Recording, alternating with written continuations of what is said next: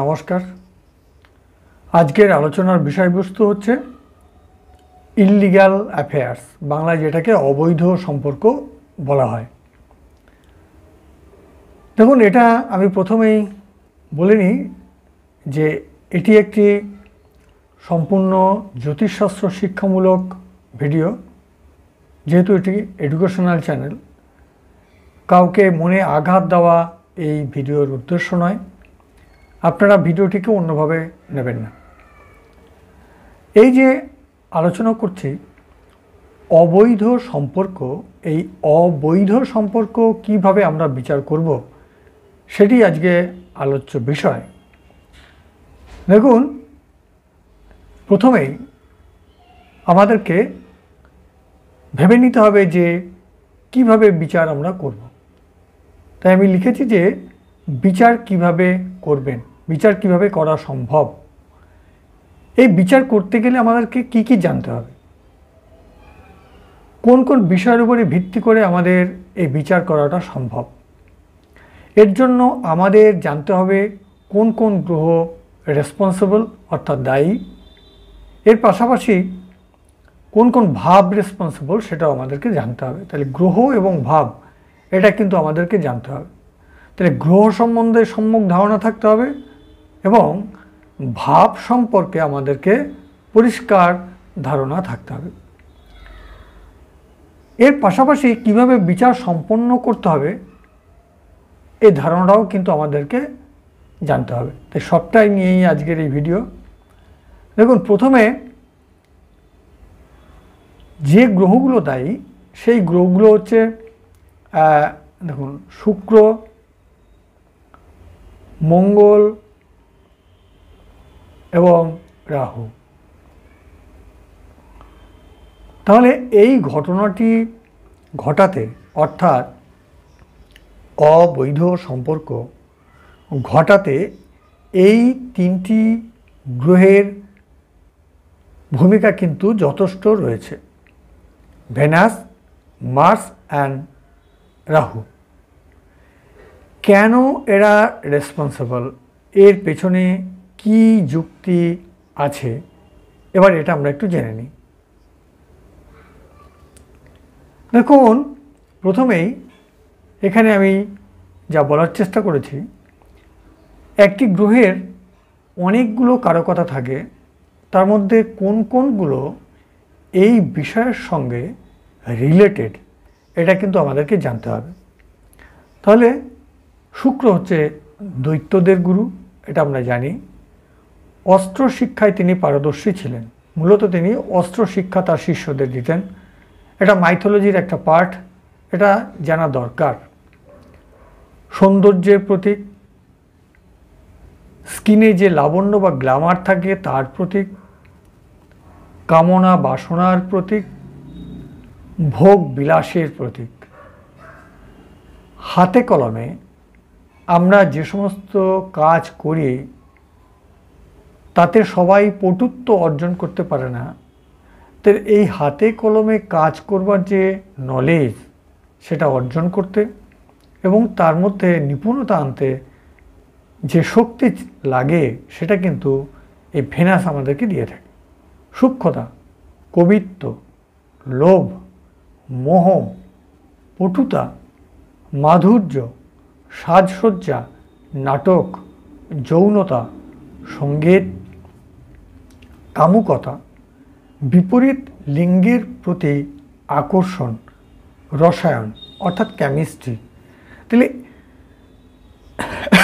তাহলে এই সমস্ত বিষয়গুলো ছাড়াও আরও অনেক রয়েছে, লিখতে গেলে শেষ হবে না। আমি এইগুলো লেখার পেছনে কারণ হচ্ছে এই যে অনেক থাকবে, তাই তার মধ্যে থেকে কোনটা আমরা বেছে নেব সেটাই আমাদের উদ্দেশ্য। তাহলে আমাদের টপিক হচ্ছে অবৈধ সম্পর্ক। তাহলে অবৈধ সম্পর্কের সঙ্গে কি কি যাচ্ছে দেখুন, কামনা বাসনা, তাহলে এটাকে আমি একটু হাইলাইট করে দিলাম। ভোগ বিলাস, এটাও এক ধরনের ভোগ বিলাস, তাহলে এটাকেও আমি হাইলাইট করে দিলাম। আর কি রয়েছে, যৌনতা, কেন অবৈধ সম্পর্কের মধ্যে যৌনতা থাকে, কামুকতা এগুলো থাকছে। শেষে রয়েছে বিপরীত লিঙ্গের প্রতি আকর্ষণ।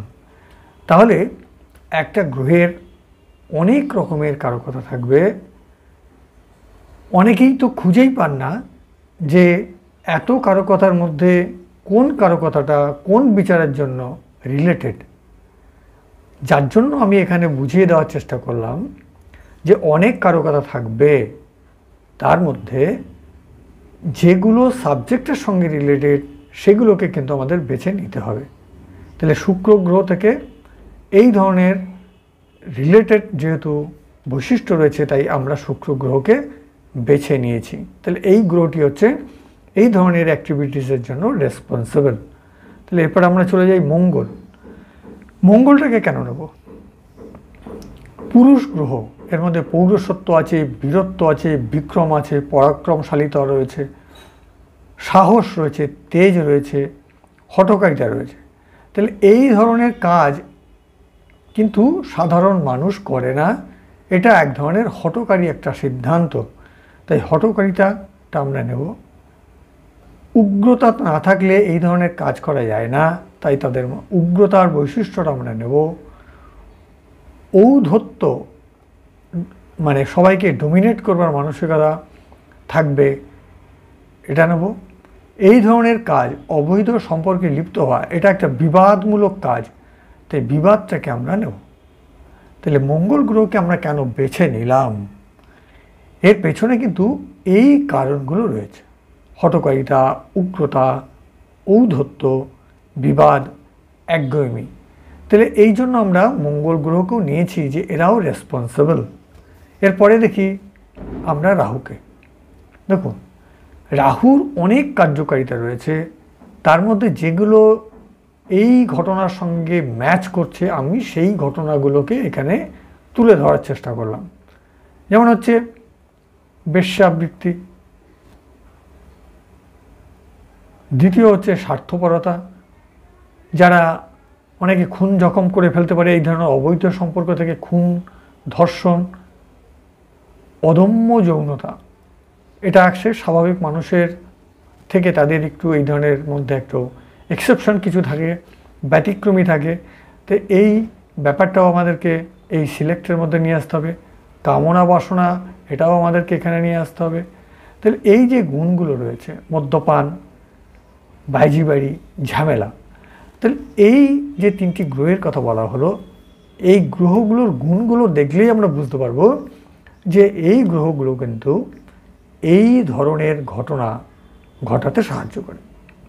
এবার প্রশ্ন হচ্ছে, ঠিক আছে, কিন্তু 12টি ভাব বা রাশির মধ্যে কোথায় এরা অবস্থান করলে পরে এই ধরনের ঘটনাগুলো ঘটতে পারে, সেটা কিন্তু আমাদের জানা খুবই দরকার।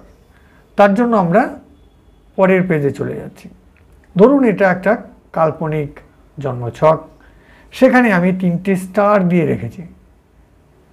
প্রথমটাকে আপনি মেষ রাশিকে, এই যে যেটা আমি ইন্ডিকেট করেছি, এটা যদি মেষ হয় তাহলে তার মেষ থেকে গণনা করলে এটা সিংহ রাশি হচ্ছে পঞ্চম, বৃশ্চিক হচ্ছে অষ্টম। তাহলে এই 3টি ভাব, মেষ যদি প্রথম ভাব হয়, সিংহ হবে পঞ্চম ভাব এবং বৃশ্চিক হবে অষ্টম ভাব। তাহলে এই ভাবগুলোকে কেন না হলো, এটাও কিন্তু জানার দরকার। শুধু বাকি ভাবগুলোকে কেন আমরা নিলাম না, সেটাও আমরা এই আলোচনা থেকে পরিষ্কার হয়ে যাবে। ব্যাখ্যাতে যাই, কেন নেব তার পেছনে তো একটা যুক্তি থাকবে। যুক্তিটা কি আছে একটু দেখে নিই। দেখুন, প্রথমে হচ্ছে লগ্ন ভাব, সেটা হচ্ছে যে অবৈধ সম্পর্কে লিপ্ত হবে সেই ব্যক্তি নিজে। পঞ্চম ভাব হচ্ছে মনোরঞ্জন, মানে এই ধরনের, এটা একটা এন্টারটেনমেন্টের মধ্যে পড়ে। অষ্টম ভাব হচ্ছে অবৈধ সম্পর্ক, তাহলে লগ্ন, পঞ্চম, অষ্টম, ব্যক্তি তার মনোরঞ্জন করছে অবৈধভাবে। তাহলে এই যে 3টি জায়গা, এই 3টি জায়গাকে কিন্তু আমাকে ইন্ডিকেট করতেই হবে। তাহলে পঞ্চম ভাব মনোরঞ্জন, অষ্টম ভাব অবৈধ সম্পর্ক। ঠিক আছে, ভাব তো আমরা জেনে গেলাম। এরপরে আমরা দেখি কি আছে। শুক্র, কি দেয়? সেক্স, মঙ্গল উগ্রতা, রাহু অবৈধ সম্পর্কের কারক গ্রহ, যত কিছু অনৈতিক কাজ করে থাকে। এর ভালোও আছে। অনেকে আবার কমেন্ট করবেন হয়তো যে রাহু কি শুধু খারাপ কাজই করে, ভালো কাজ করে না?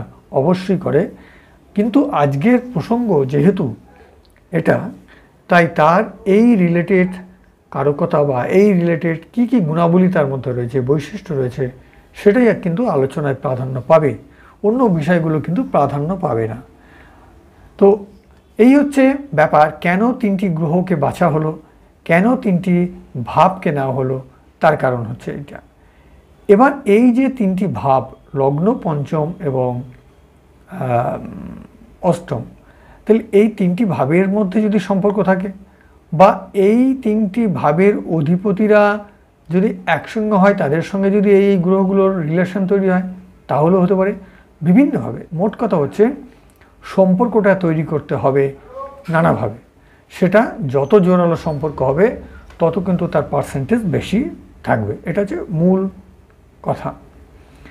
এরপরে ফিনিশিং, আমি একদম শেষে চলে যাচ্ছি, সেটা হচ্ছে এটা, লগ্ন, পঞ্চম, অষ্টম সঙ্গে সম্পর্ক থাকতে হবে, তার সঙ্গে রাহু, মঙ্গল এবং শুক্র, এই সবগুলো শর্ত যদি পূরণ করতে পারে কোনো জন্মছকে, তাহলেই যে রেজাল্টটা আসবে সেটা হচ্ছে এইটা, সেটা হচ্ছে অবৈধ সম্পর্ক।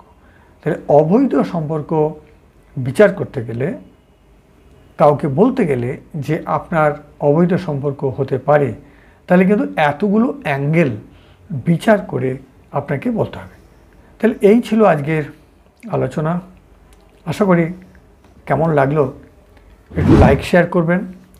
লাইক না করলে পরে এই ধরনের ভিডিও এগিয়ে নিয়ে যাওয়া সত্যি কষ্টকর, কেন আপনাদের সাপোর্ট ছাড়া এটাকে এগিয়ে নিয়ে যাওয়া যাবে না।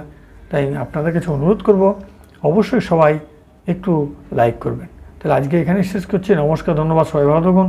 পরবর্তীতে আবার আপনাদের সঙ্গে আমার দেখা হবে।